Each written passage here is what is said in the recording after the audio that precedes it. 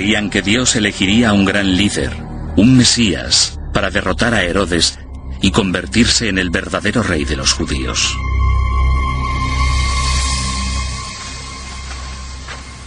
El historiador bíblico Warren Carter ha estudiado qué se esperaba en aquella época. En tiempos de Herodes, todo el mundo conocía las Escrituras y sus profecías. Sabemos que en algunas tradiciones judías de la época de Herodes se esperaba la llegada de un Mesías. Tenemos algunos salmos escritos en nombre de Salomón que buscaban un rey descendiente de David que llegaría a Jerusalén y que sin usar la fuerza expulsaría a los romanos. Herodes era consciente de ello y de la amenaza que suponía.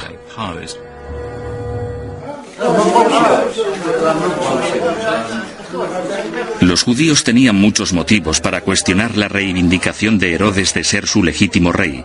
Querían que fuera un rey de sangre judía 100%, y había mucha gente que dudaba de sus orígenes judíos. Los orígenes judíos de Herodes se remontan a la conversión de su abuelo. Por lo tanto, Herodes es la tercera generación judía de su familia. Incluso hoy en día el nombre de Herodes suena a maldad. Es uno de los personajes más tristemente conocidos de la Biblia. El rey que ordenó la matanza de los recién nacidos.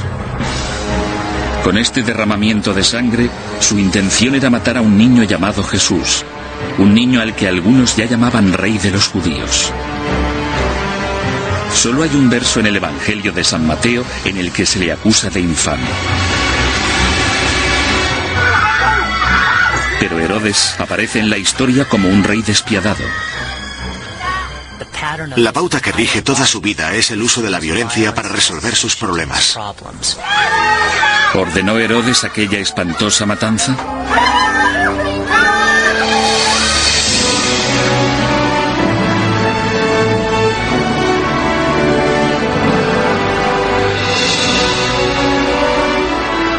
Misterios de la Biblia. Herodes y la matanza de los inocentes.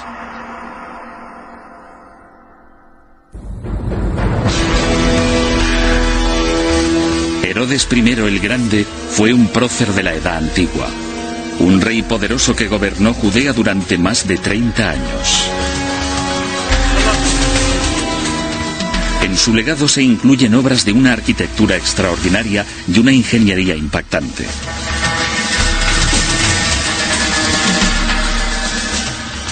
Pero es la matanza de los inocentes lo que le hizo ganarse a Herodes su reputación de tirano.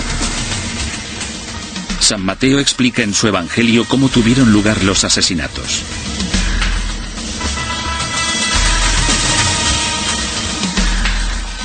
Unos viajantes llegaron desde Oriente al palacio del rey Herodes, en Jerusalén.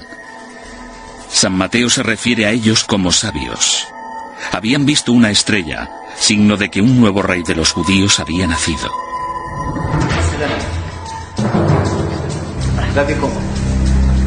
Estas noticias hicieron que Herodes se preocupara. Él era el rey de los judíos. El sumo sacerdote de Herodes lo puso en aviso de que una profecía anunciaba el nacimiento de un rey en Belén. Herodes ordenó a aquellos sabios que volvieran para decirle dónde estaba el niño.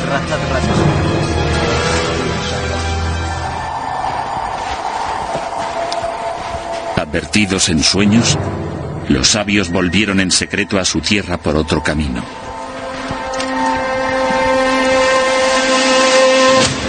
Al ver que los sabios no habían vuelto, Herodes se enfureció enormemente, ya que, según dice la Biblia, había planeado matar a Jesús y había fracasado. ¡Mira! Herodes mandó matar a todos los niños de Belén que tuvieran menos de 2 años.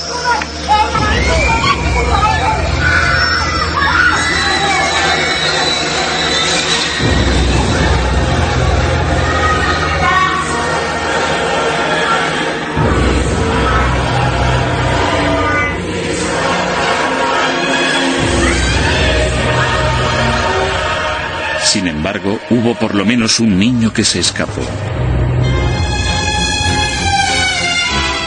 José y María habían huido a Egipto con su hijo. La matanza se describe solo en un verso de la Biblia. Un único verso se ha convertido en uno de los crímenes más crueles de la historia. No obstante, las pruebas de que fuera Herodes quien ordenó la matanza son realmente vagas. De hecho, dicha historia no se menciona en ningún otro pasaje de la Biblia.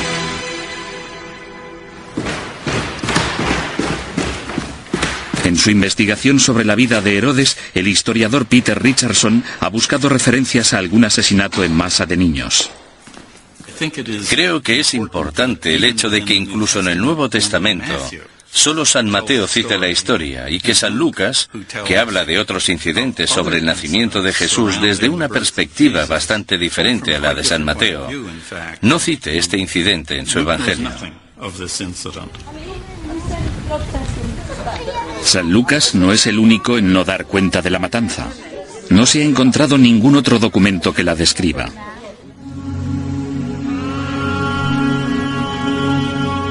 El historiador judío Flavio Josefo vivió en el siglo I de nuestra era. Escribió sobre Herodes y Jesús, pero no hace referencia a la matanza. Josefo no sabe nada sobre el incidente. Yo creo que hay que reconocer que hay muy pocas pruebas. Solo tenemos el relato de San Mateo. Y esto nos debería hacer dudar sobre lo que se relata en él. Un verso de la Biblia, una prueba, no son suficientes para acusar a Herodes, aunque hay otra manera de investigar los asesinatos.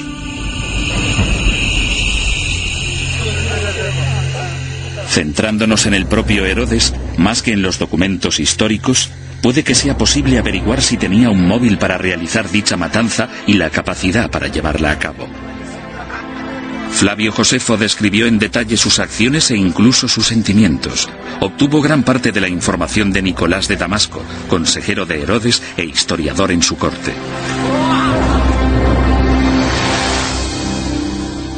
Con una fuente tan completa, la psicología moderna puede arrojar luz sobre el carácter y la personalidad de Herodes.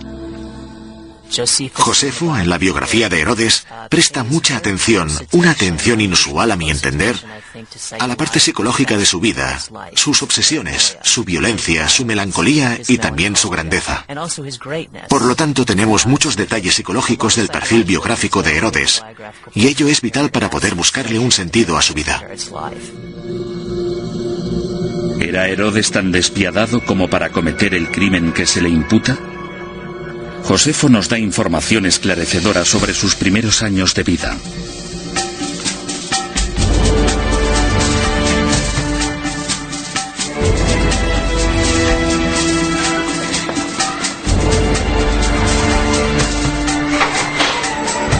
El padre de Herodes era procurador de Judea, que en aquel momento era una provincia romana, y un amigo cercano de Julio César. Su madre era una princesa árabe de Petra, en la actual Jordania. Herodes nació en un mundo privilegiado y tuvo contacto desde muy joven con las políticas de poder de su tiempo. En el seno de su familia, Herodes crece oyendo los nombres de personajes con los que su abuelo y su padre se habían codeado. Pompeyo, Julio César, Marco Antonio, Octaviano, Cleopatra, Bruto, Casio, todos ellos son nombres que oye repetidamente.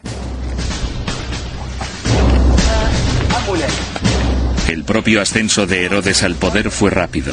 A los 25 años fue nombrado gobernador de Galilea. Se casó con una mujer llamada Doris y tuvieron un hijo. Su vida y su carrera acababan de despegar. Sin embargo, Josefo recoge que al poco tiempo la vida de Herodes dio un giro fatídico.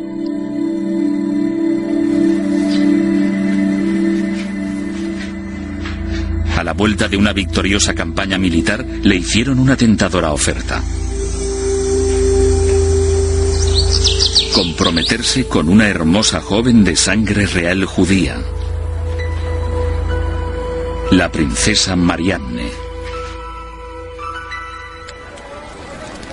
Mariamne representaba la oportunidad de oro para Herodes. Era de la familia real que la mayoría de judíos consideraba como los verdaderos reyes de Judea. Casarse con ella supondría sellar una poderosa alianza para él. Pero había un problema. Ya tenía una mujer y un hijo.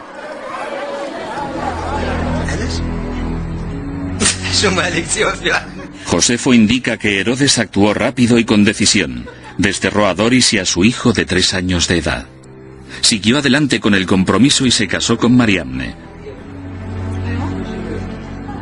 Los romanos consideraban que Herodes era uno de aquellos hombres de confianza. 5 años más tarde, lo nombraron rey de los judíos. Quiere lo que quiere y nada se va a interponer entre él y sus deseos. Sea como sea, los consigue. Es una persona muy resuelta en ese sentido. Herodes era ambicioso y no tenía escrúpulos. Pero este hecho no es una base lo suficientemente sólida como para acusarlo de asesino de niños.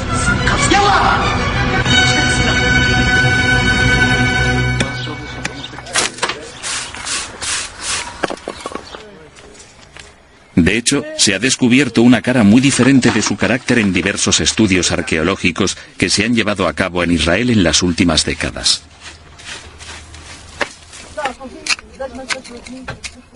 Nos muestran a un rey con unos gustos exquisitos, cuyo legado como gran constructor hace sombra a su reputación como asesino.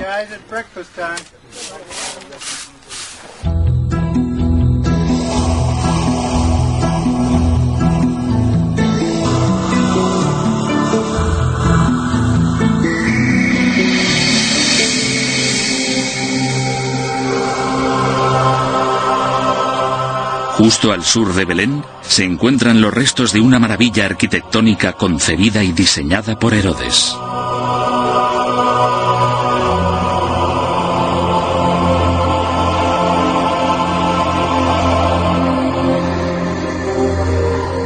Este templo es un palacio en el desierto construido por él mismo y que, según la arqueóloga Jody Magnes, es una muestra de su genialidad en cuanto a ingeniería.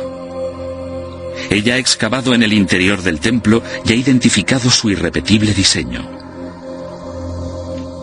En realidad hay 2 complejos en dicho recinto. Había un palacio o unos edificios de palacio en lo alto de la montaña, como si dijéramos en una especie de boca del volcán, y un complejo de palacio a los pies de la montaña. Y en ese complejo hay una gran piscina con un pabellón en el centro que seguramente se utilizaría para nadar o incluso para tener una barca, y que se proveía de agua por medio de unos acueductos que la traían de un nacimiento situado a unos kilómetros.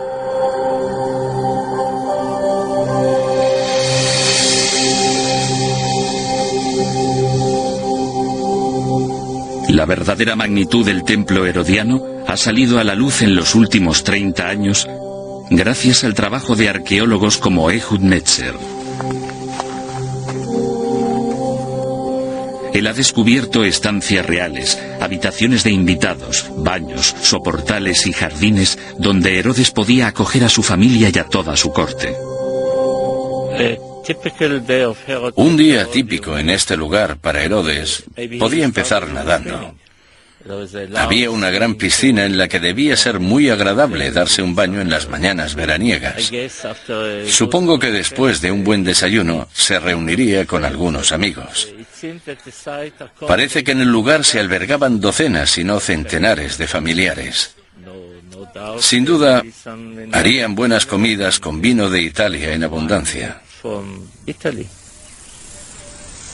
Pero este templo herodiano no era único.